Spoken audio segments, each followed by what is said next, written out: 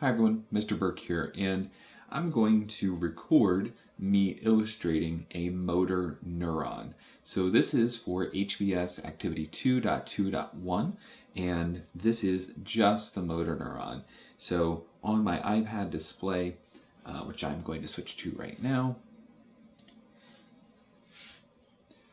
on the left side, I'm using an app called Drafts, which I like a lot, to hold on to the checklist of the structures I need to build. And then on the right, I'm using an iPad app called Procreate. I'm going to be using my Apple Pencil and drawing a motor neuron and talking about the labeling of it. I am not an artist. I am using artist tools, but this isn't going to be a photorealistic or even very good drawing of a motor neuron, but I am going to kind of talk through the process as I create this. That'll hopefully help you understand the different parts and structures of a neuron. So, looking at my iPad screen, I'm going to zoom in up here in the top left, and I'm going to draw a circle. And that circle is going to represent a cell body. So a lot of students, when they do this assignment, get confused because they're thinking about the animal cell that they learned about in biology or middle school science classes, that iconic picture of, this circular blob that has a bunch of colorful things floating around inside of it. And they think that all cells look like that. Basically, none of them do. But that helps us understand all the different organelles that are inside of a cell. But the shape that I'm going to be demonstrating here for you starts with this cell body, which you can think of kind of like that cell that you learned about before. This is where all the organelles are for the neuron. So inside of this circle, you'll find the Golgi body and the endoplasmic reticulum and mitochondria and all those other things that you've learned about in the past. And you'll also find, I'm going to switch my color here, you'll also find the nucleus. So another little circle in there with a bunch of DNA. So that is another sphere. You know what a nucleus is from your previous instruction. That's another cell membrane nuclear envelope. There's another structure inside of the cell that's holding that information. And we're going to switch back to the white because what I'm drawing, everything I'm going to draw today, everything that's in white is cell membrane. And this is another element that confuses students because they think that everything that I'm going to draw is something that's inside of the cell, and then they want to just throw a blanket around this shape and say, and here's the cell membrane, and just draw a big circle around the structure, that's all the structures that I'm going to draw. And that's incorrect, because everything that I'm going to draw in white is cell membrane. All these different shapes and projections that I'm going to put on here are all part of the cell, but they are surrounded and covered by the cell membrane, just like your skin is covered, or your body is covered by the skin that's around it. And we can say these are fingers and my hands and all these other things. They're covered with skin. Same thing with this cell we're about to draw, is that I'm about to put some dendrites on this cell body, and those dendrites are covered with cell membrane, just like my fingers are covered with skin. So, I'm going to draw some dendrites. And this is where you can start to tell that I am not a good artist. I'm just drawing some. But your cell would have many different dendrites sticking off of it in many different locations. I'm just going to draw a couple here. And those dendrites receive information from another cell. And they bring that information to the cell body, which is the circle we drew before. To make sure that we keep this understanding that there is no border or barrier in between the dendrites in the cell membrane.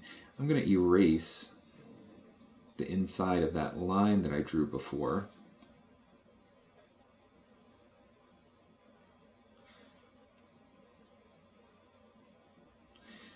So that we see all of the dendrites share the same cytoplasm and the same inside, like they're part of the cell.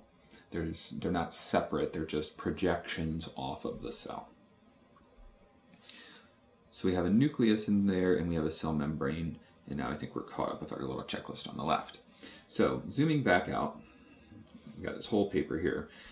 The cell body, also called a soma, is up in the corner, but the longest part of this cell is, oops, still got my eraser on. The longest part of this cell is the big tail, or big projection sticking off of it, that is not separated. So we'll clear out this part of the cell membrane. And that big long projection is called the axon. So the axon carries the signal away from the cell body. Axon away, AA, axon away. And this projection's job is to be a big long projection that can carry the signal from the spine all the way down the leg, down to the muscle it needs to interact with. So speaking of, we'll come down to the end, which I have uncapped right now. And because I'm not a very good artist, I'm just gonna close it like that. And then I'm gonna zoom in a little bit and just draw a bunch of projections off the end. The end of the axon is called the axon terminals. Each one of these projections is a terminal. So if I switch my color again, point out that each end, each one of these projections that has a blue arrow pointing towards it, is an axon terminal. These can go to different cells. These can go to different locations on the same big long muscle cell, or they can go to multiple different muscle cells or fascicles, and they can interact with a variety of different items. So one neuron can interact with and control multiple different structures. And I'll just switch back to the main screen here for a second and point out that if you try to count to 3 with your fingers, however you count, 1, 2, 3, or if I count with just my fingers and not my thumb, if I go 1, 2, 3, I have to hold down my pinky with my thumb in order to do that, because one nerve innervates both of these fingers. So in order for me to have individual control, I have to actually use a different finger to hold that down. That's why if you watch Jeff Goldblum count in the original Jurassic Park, he goes 1, 2, and then switches to 3 like that, because this way you don't have to restrict those last 2 fingers to do opposite instructions, because one nerve controls both of them. I don't know, I guess other people count like that too, but it just stuck out to me when I was watching Jurassic Park recently again. I was like, who the hell counts like that? But anyway, so these structures that I drew on my iPad, again, each one of them is an axon terminal. And then I'm gonna draw a little call-out box up here to be like a zoomed in view of one of these axon terminals, so we can talk about some of the other structures that are on our checklist. So let me go ahead and check off axon terminals. And then with an axon terminal, sometimes you'll see them kind of drawn somewhat like that, better than that, but kind of like with a bulb at the end. And that is an axon terminal in our little diagram here. The dendrite of another cell, which I'm drawing as a little triangle there just to make sure it looks different, is close to but not touching the axon terminal. Axon terminals and dendrites are how we send information from one neuron to another. And we want those two cells to be very close together. In this case, I'm drawing them a little bit separated, and they're not like you would see in a higher quality illustration, just so I can do the next part. But a lot of times, which you would normally see, is you would have an axon terminal, like my fist, fitting into a glove, which would be the dendrite of another cell. They have these very tight, defined connections. In the case of an axon terminal from a motor neuron and a muscle, we would call this a neuromuscular junction. And there are these very, very close, controlled spaces. And that space is called a synapse. So I'm going to use blue and point out that that gap in between the axon terminal of one cell and the dendrite of another is a synapse.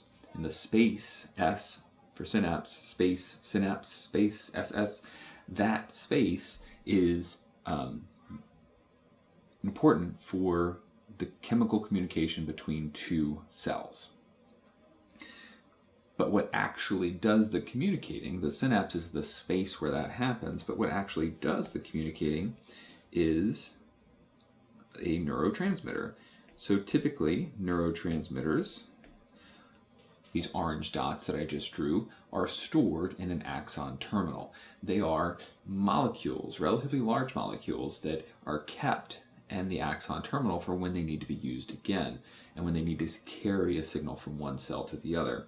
And so when it's time for them to go carry that signal, they are actually so big that they go through this process called exocytosis. So they actually rip holes in the cell membrane so that they can get released. So they will float across the synapse, and then they will interact with the receptors on the dendrite of the other cell. So there's three different places that you could accurately draw your cell, neurotransmitters in your diagram. You could draw them in the first section, which would be inside of the axon terminals. You could draw them floating across the synapse, which is probably the best place for you to draw them. Or you could draw them as binding to the dendrites on another cell. However you end up doing this, for both the synapse and the dendrite, or for the synapse and the neurotransmitters, this little section that I've zoomed in on, you should represent in your drawing or your poster. And in that case, you're gonna need a dendrite from another cell.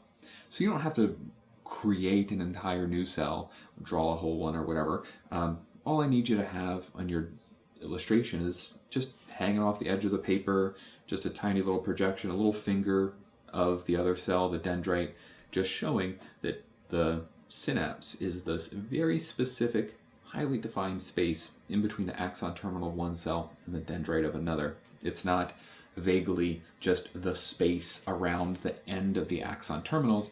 It's a very specific space in between those two cells in the axon terminal and the dendrite. So zooming back out and looking back over here again at the axon, everything I've drawn in white is cell membrane. So let me show you the whole cell. Everything in white is cell membrane. It is a structure on the neuron itself. And I'm now going to be using orange to represent a section or a structure that is on the cell, but is a different structure. It's from something else. So the myelin sheath is actually this like fatty, waxy, cholesterol-y type substance that is used to insulate some neurons. So on the axon, I'm going to draw some kind of clunky, chunky squares and rectangles to show that these sections, this stuff that I just put around the axon is actually different structure. It's not covered with cell membrane. This actually covers the cell membrane. So this would be, I drew them as boxes, as hollow boxes, but they should be like filled in. They are solid, thick cholesterol insulation, kind of like the cable that's plugging this iPad into my computer, has an insulated covering around it. That's kind of what is happening here with this myelin sheath around the axon. It's surrounding and ends up speeding up the transmission of this cell. So this type of neuron, a myelinated neuron, can send its signals faster than an unmyelinated cell. And we'll learn more about this process and how that happens in HBS lesson 2.2.2, but just suffice for now to understand that a myelin sheath is a different structure wrapped around the axon of a cell. Like I have a shirt on, it is a separate thing that is over top of my skin. Like the cell membrane is the skin of the neuron, the myelin sheath is almost kind of like a shirt. It's covering, it's around me, it's tight to my skin, but it's separate. And then the last thing that we're going to talk about is, I'm going to draw this in blue, nodes of Ranvier. Took Spanish in high school and I wasn't so good at that. And this is the name of a French scientist, and I said it like that because I think that's how it's supposed to be said, but if you're better at French than I am, which doesn't take much, you might pronounce it differently, but nodes of Ranvier or nodes of Ranvier, I'm not quite sure what how you would pronounce that if you were French, but that space, or those nodes, are specifically the spaces in between, the spaces of exposed axon in between the myelin sheaths. So that space specifically, and we'll talk more about this in lesson 2.2.2, but those sections of exposed axon are important for the transmission of the cell signal. This space up here, all of these areas, yes, they are exposed cell membrane on the axon, or technically the axon hillock, but they are not nodes of Ranvier because they are not in between, or that space is not in between two myelin sheaths. So it's specifically not those, it's just these spaces in between the myelin sheaths. And as I've hopefully convinced you of through this video, this is a simplified drawing by someone who's not good at drawing, but so there are many more than 3 myelin sheaths and more than 4 dendrites and more than 4 axon terminals, but your illustration of a motor neuron should match mine, if not at a higher quality. But the idea is that we start on the receiving end of the cell, collecting information via our dendrites, which carry that information to the cell body, which inside of which is the nucleus, and then that cell body is going to send that signal down an axon. That axon, in this case, is covered with myelin sheaths, and so the spaces in between those myelin sheaths are called the nodes of Ranvier. And then at the very end of the axon, we have multiple axon terminals. Each one of those axon terminals connects with and interacts with a dendrite of another cell at something called the synapse, and that space in between those two cells, the space that is the synapse, is traversed by neurotransmitters. If you have all of those structures identified on your motor neuron, then you've done this correctly. The rest of the lesson is going to have you using these same terms and using these same structures and finding them on the sensory neurons and interneurons, and comparing and contrasting how these different structures, or how these different types of cells have these same structures. The last thing that we didn't do, which I almost forgot about, was the direction of impulse. So you should also draw a direction of impulse arrow. So this is the way that the cell communicates. It receives information from the dendrites and sends it to the axon. So you should have a big arrow next to your cell demonstrating for me that you understand in which direction this information travels. So I hope this video helped you. If you have any questions or need help with anything, you can always email me and we can set up a time to talk. Also, make sure that you are using the resources that I provided with you through It's Learning to make sure that you understand all aspects of the lesson. But hopefully this video gave you a good summary and helped you check your answers from your own individual research. We'll see you next time.